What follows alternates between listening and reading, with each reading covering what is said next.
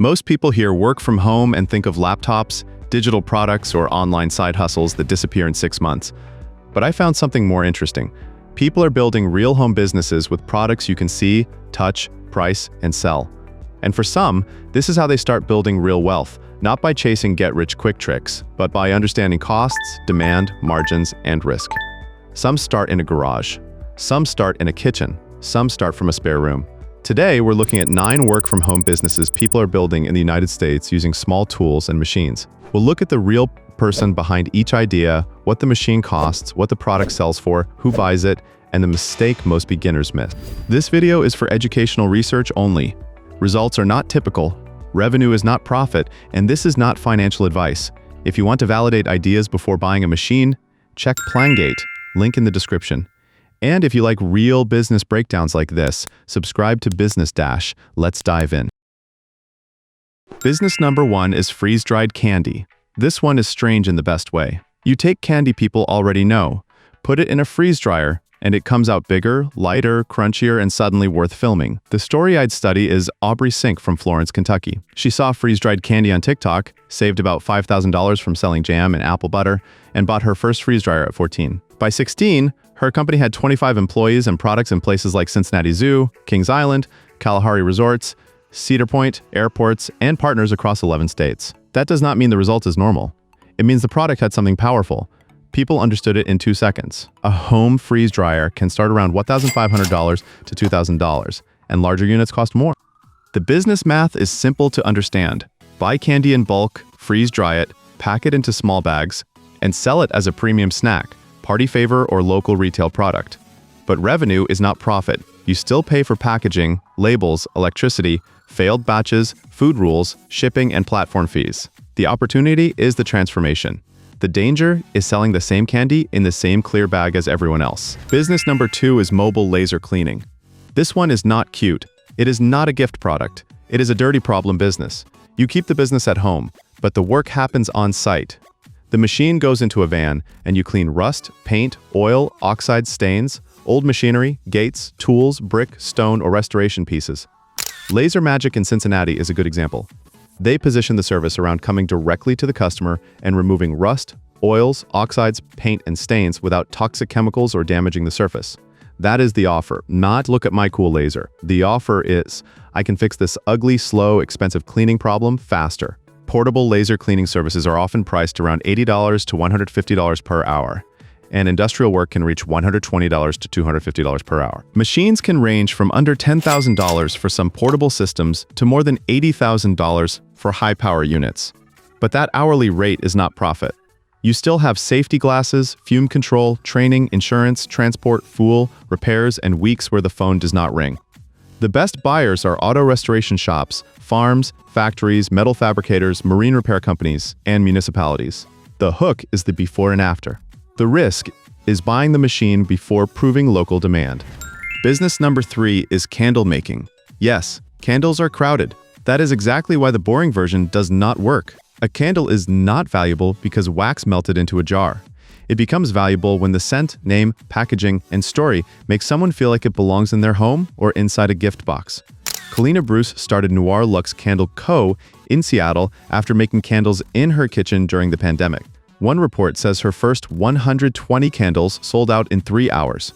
Seattle Met later covered Noir Luxe Candle Bar in Belltown, where customers can pour their own candles from more than 50 fragrances.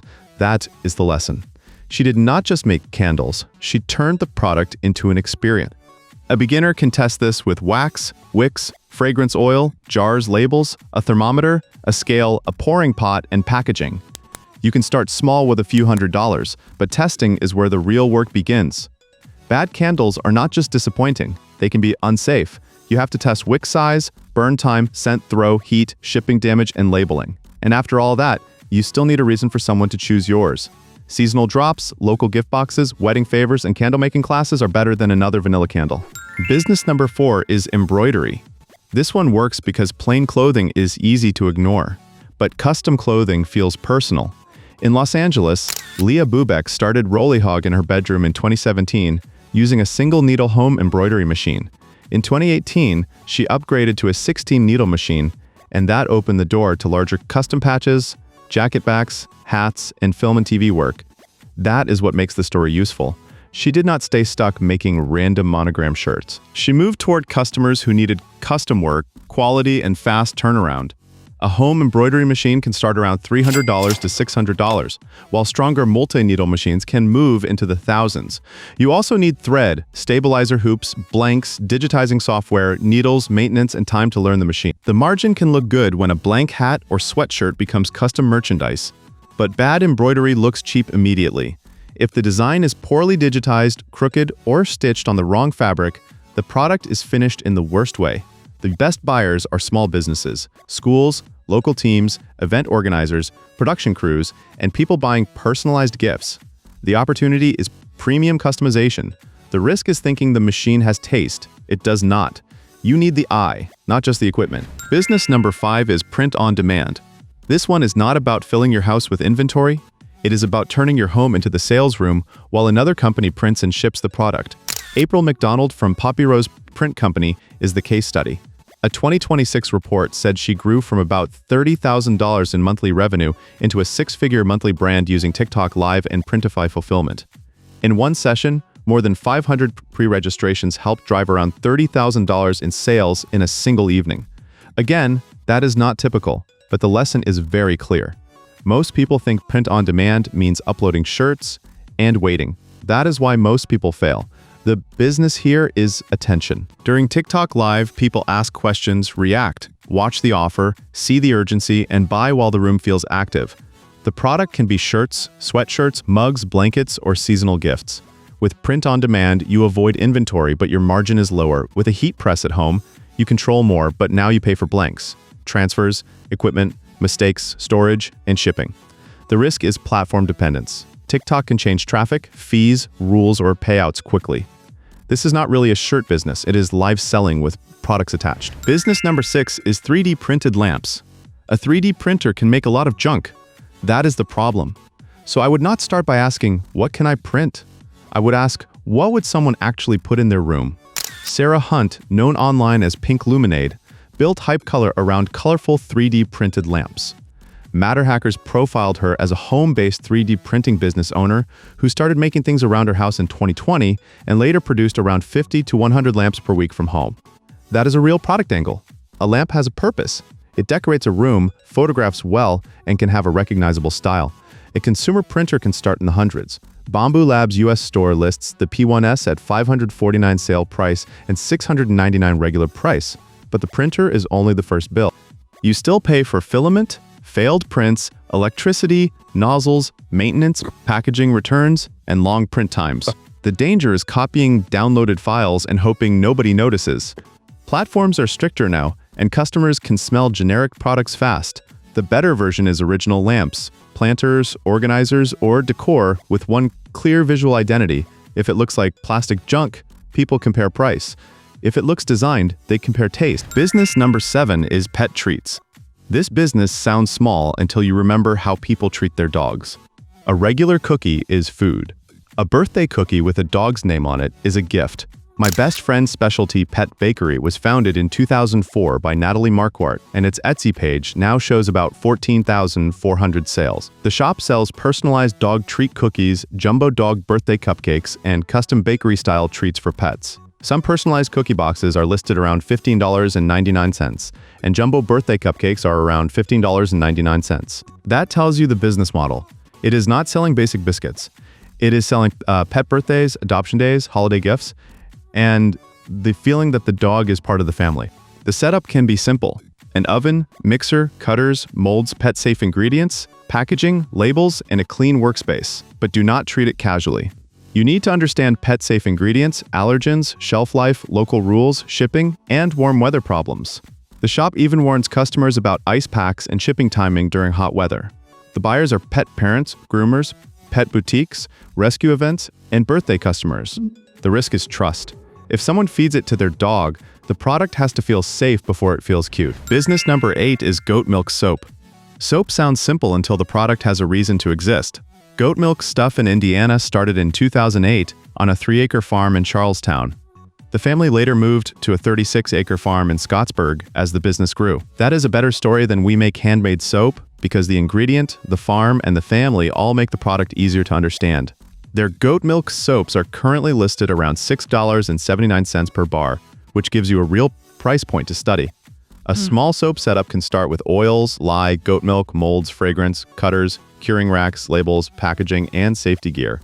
A basic home soap business is often estimated around $500 to $2,000 to launch, depending on supplies, batch size, and packaging. The product can move into soaps, lotions, lip balms, gift boxes, and farm store bundles. But the hard part is not making one nice bar. The hard part is making consistent batches, curing them properly, labeling them correctly, and convincing people yours is different from hundreds of other handmade soaps. The best buyers are people looking for sensitive skin products, natural gifts, local farm goods, and premium body care. The risk is pricing it like a hobby. If you ignore labor, packaging, waste, compliance, and marketing, the business becomes expensive entertainment. Business number 9 is laser engraved gifts. I almost hate including this one because it is so crowded. But crowded does not always mean bad. It means demand already exists and your offer has to be sharper.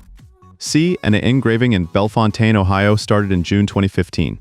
It is a husband and wife shop run from a garage, and their Etsy page shows about 15,200 sales with a 4.9-star rating. They engrave wood, glass, granite, leather, slate, and acrylic. Another U.S. shop, JG Creations in Brooklyn, Connecticut, started in a garage with a hobby laser, upgraded to an industrial 80-watt CO2 laser in 2020, and later added fiber and UV lasers.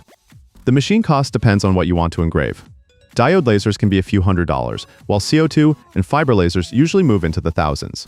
Then you have blanks, ventilation, software, packaging, mistakes, shipping, and customer revisions. The mistake is saying, I sell engraved gifts. That is too broad. A better business is realtor closing gifts, restaurant menus, pet memorials, wedding boards, trophies, or corporate orders. The machine creates the product, but the niche creates the sale. If it looks generic, customers compare price. If it feels personal, they compare meaning. So those are 9 work-from-home businesses people are building with small tools, small machines, and real products. But the big lesson is this: the machine is not the business. A freeze dryer, laser cleaner, embroidery machine, 3D printer, or candle setup only works when there is real demand, a clear buyer, and a reason people choose your product over someone else's. So before buying any machine, ask the boring questions first. Who already buys this? What do they pay? Where do they buy it? Can I make it better, more personal, or easier to sell? That is how people build wealth more intelligently, not by chasing shortcuts, but by testing demand before spending serious money. This video is for educational research only. Results are not typical, revenue is not profit, and this is not financial advice. Subscribe to Business Dash for more real business ideas with machines, numbers, risks, and real examples.